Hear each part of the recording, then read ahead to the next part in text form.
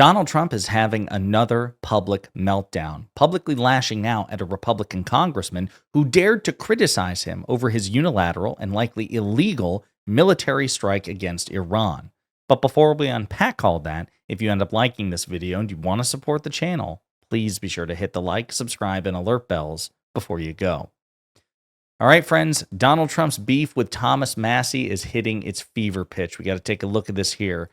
Trump went on a rant on Truth Social because Massie is not only calling him out, not just over the big, beautiful bill, but also the recent bomb strikes against Iran and Massie's attempt to actually legislatively constrain Trump by invoking a bipartisan war powers resolution, which would restrain or constrain what Trump would be able to do unilaterally with respect to military strikes. So let's get into it. This is Trump on Truth Social. He says, Congressman Thomas Massie of Kentucky is not MAGA, even though he likes to say he is. Actually, MAGA doesn't want him, doesn't know him, and doesn't respect him.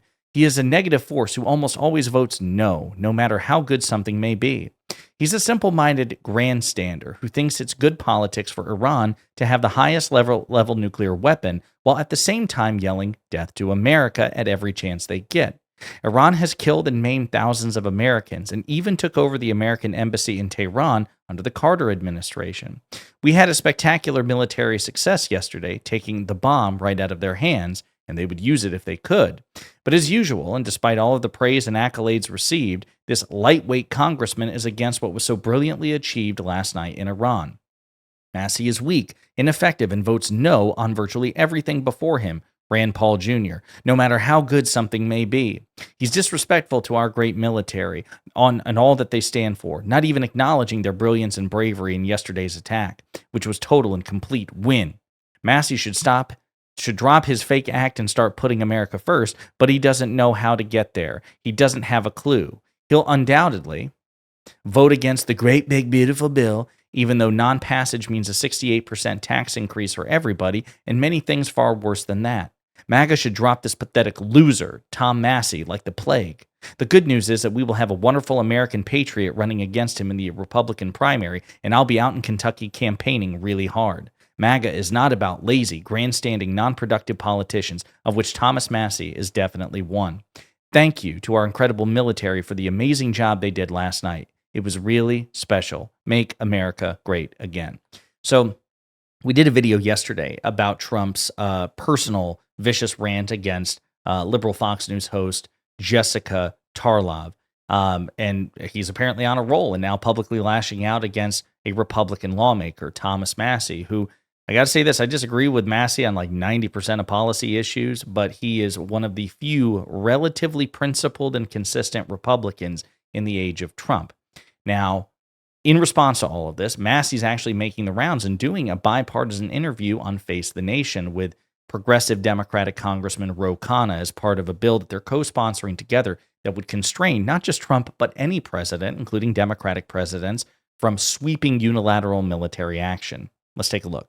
My question is, does, 3 bombings and we're done with Iran's nuclear ambitions, is that the 2 weeks to slow the spread of 2025? Is this, we were told 2 weeks to slow the spread then, now we're told it's just going to take 3 bombings. But what happens when Israel gets bombed again? Is Trump going to sit by and say, no, we're not going to further engage in this war? I tried to get answers from the secretary on that.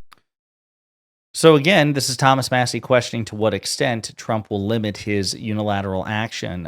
Iran has already responded with an attack against Israel. Israel struck down most of the missiles, but some of them did land, and it wounded civilians. I don't know if there have been any fatalities, but it did strike civilian centers, I believe in Tel Aviv, Israel. So good question to pose. Here's another clip. The Speaker of the House, who is from your own party, has really rejected this. He says the Article 1 power of Congress really allows for the president to do this. It was a limited, necessary, targeted strike, he says.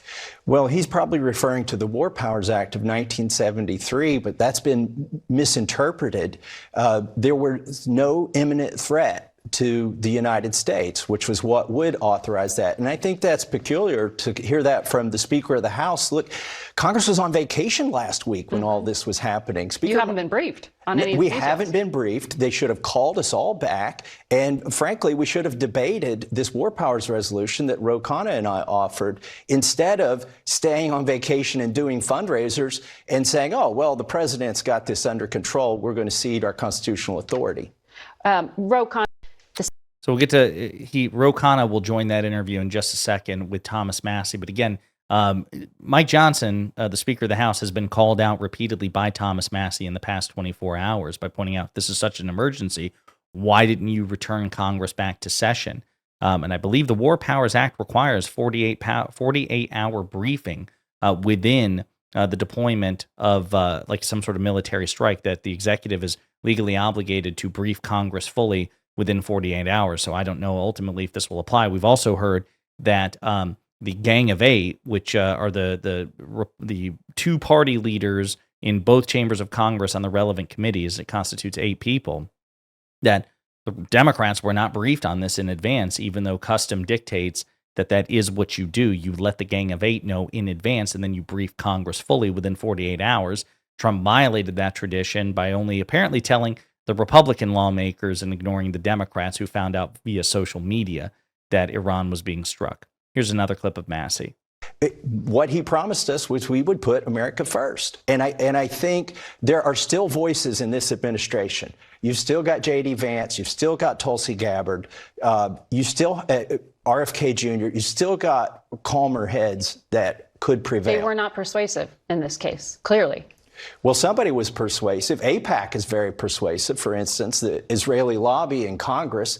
If you look at my colleagues' feeds now, they all look the same. They're all tweeting the same message, that we've got to support Israel and we've got to do this. My question is, does 3 bombings and we're done with Iran's?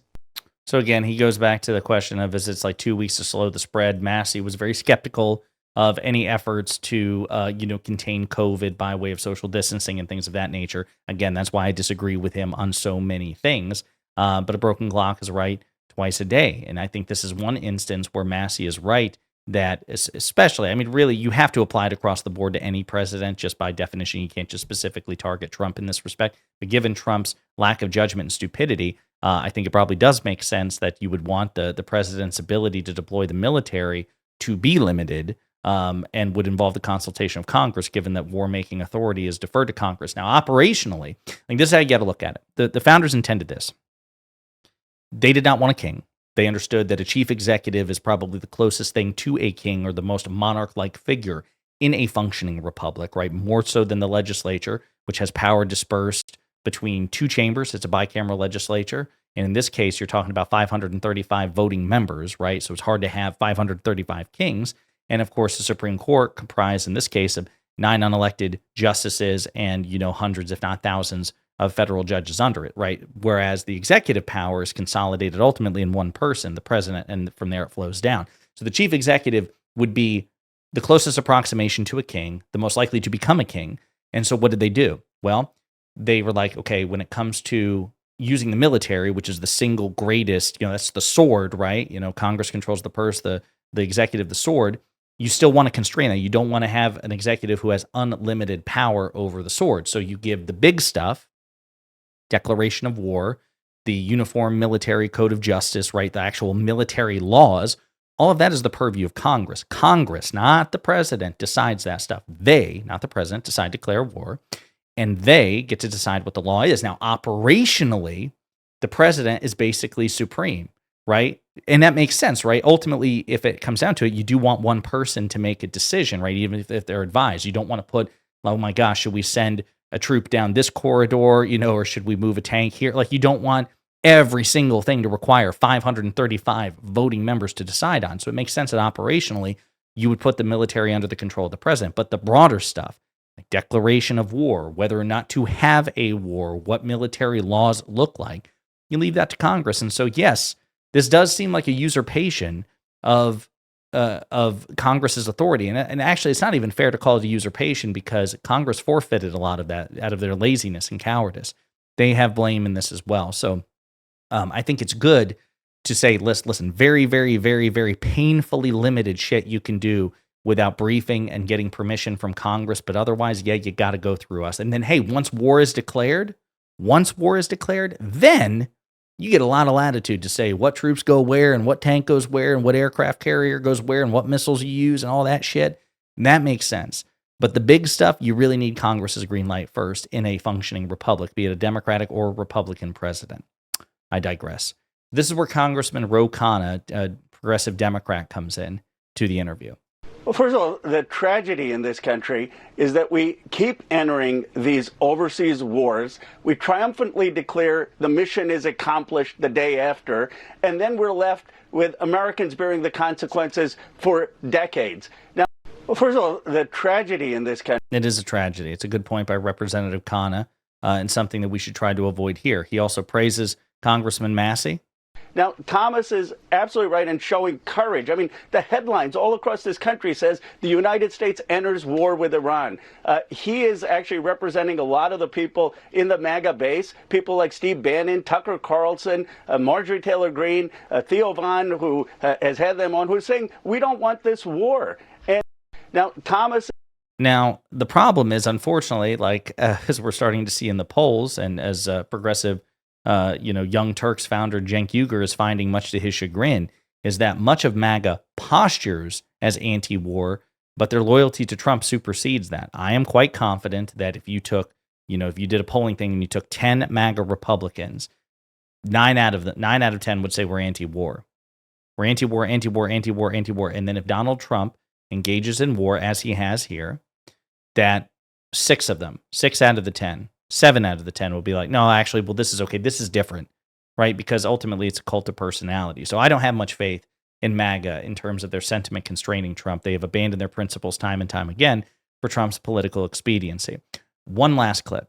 And I heard your interview with Secretary Rubio. He's saying, well, we want a peace deal. We want to make sure that Iran can enrich uranium through civil purposes. Well, we had that. We had that at the JCPOA, and there was not a single violation that the IAEA found during that time. So my question, I guess, is now you're going to force Iran to go covertly in developing this nuclear material. Now you've put American troops at risk. Now you're wasting billions of our dollars because we're sending more troops to the Middle East. What did you accomplish, and why are you oblivious to the American people who are sick of these wars? And he makes a really compelling case. Again, the fact of the matter is that any analysis about this situation that omits the fact that Donald Trump is probably the single greatest predicate for what happened. Not only is he obviously the direct cause because he was the one who authorized the direct military strike against Iran, which could potentially drag us into a hot war. You easily make the case that we're already there, right? You just drone struck, a sovereign country.